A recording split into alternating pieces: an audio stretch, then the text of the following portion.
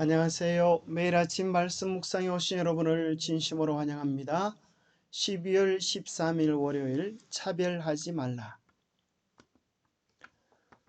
생각할 문제, 하나님은 왜 차별하지 말라고 하셨을까요? 신약의 신명기의 교훈은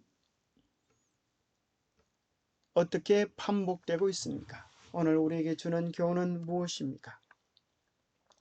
하나님은 왜 차별하지 말라고 하셨을까요? 사람들은 차별하기를 좋아합니다. 차별해서 자기가 우세하다라는 것을 이야기하고 싶은 것입니다.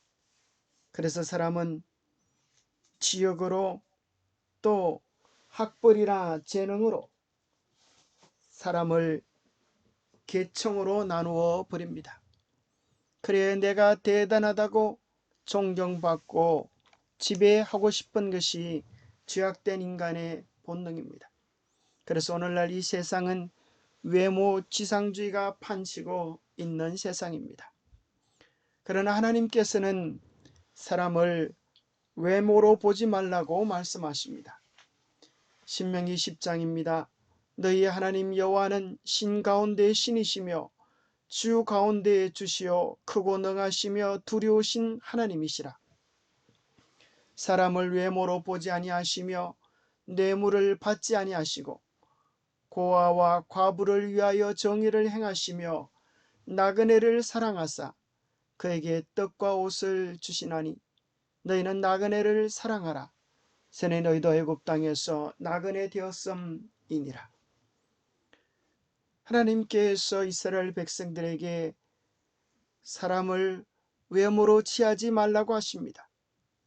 또 뇌물을 받아서 그릇되이 재판하지 말라고 하십니다.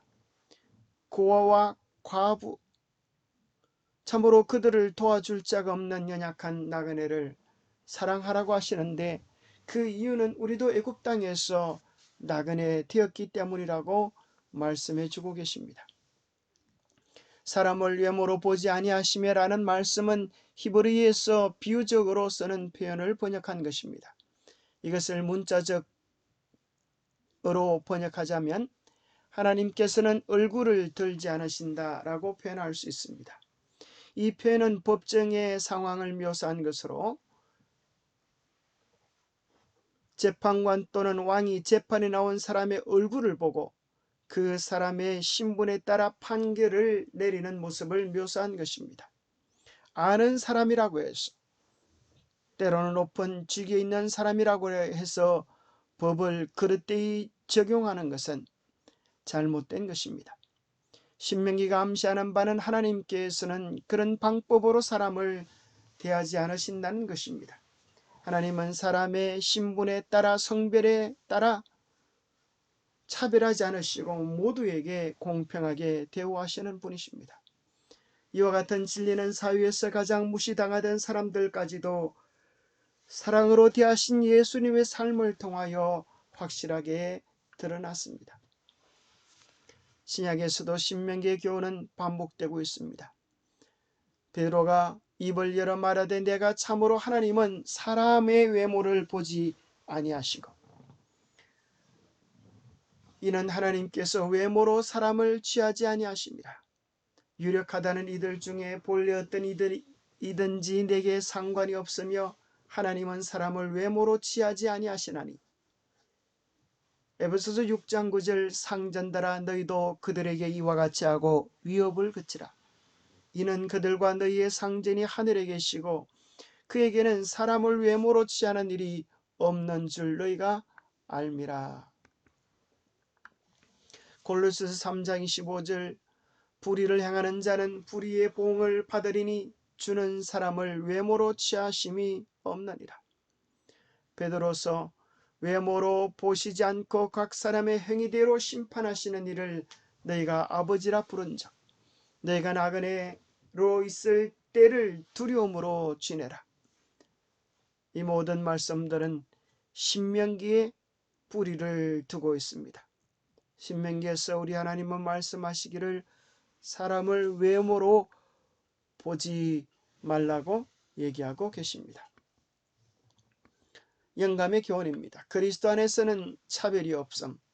국적이나 인종이나 계급에 의한 차별을 하나님께서는 인정하지 않으신다. 하나님께서는 온 인류의 창조주이시다. 모든 사람은 창조에 의하여 한 가족이 되었고 구속을 통하여 하나가 되었다. 그리스도께서는 모든 분리의 장벽을 헐어버리시고 성전 마당의 모든 칸막이들을 열어 젖혀서 모든 영혼들로 하여금 자유로이 하나님께 나아갈 수 있게 하기 위하여 오셨습니다. 자, 우리는 생각해 보면 하나님의 창조에 의하여 우리는 공평해야 하는 타당한 이유를 발견하게 됩니다. 왜냐하면 하나님은 창조하실 때 가장 존귀하고 아름다운 당신의 형상으로 인류를 창조하셨기 때문입니다. 하나님이 자기 형상 곧 하나님의 형상대로 사람을 창조하시되 남자와 여자를 창조하시고 하나님께서 당신의 형상으로 사람을 빚으셨습니다. 고로 우리 모두는 다 존귀한 하나님의 형상을 가진 존재라고 하는 사실을 기억해야 합니다.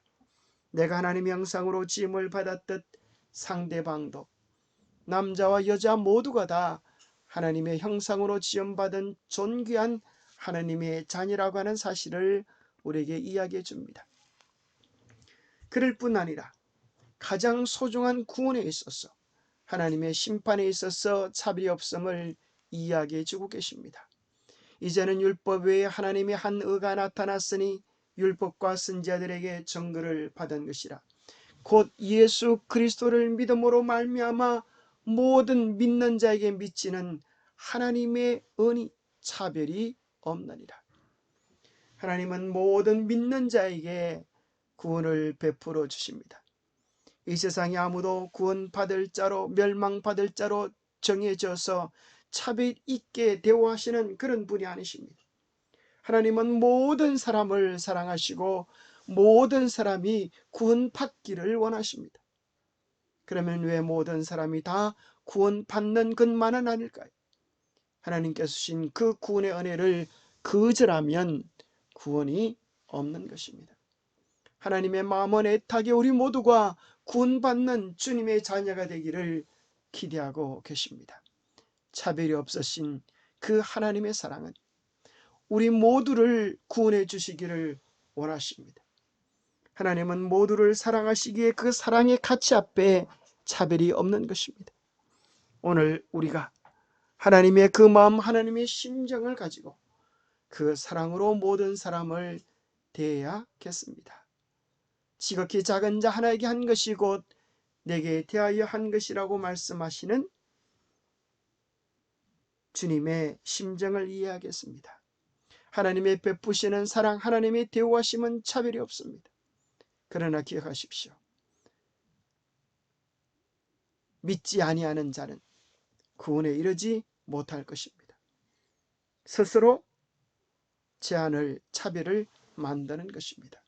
그것 외에는 우리가 스스로 하나님의 은혜와 사랑에서 자신을 제외시키는 것 외에는 하나님은 아무도 차별하시거나 제외시키지 않으십니다.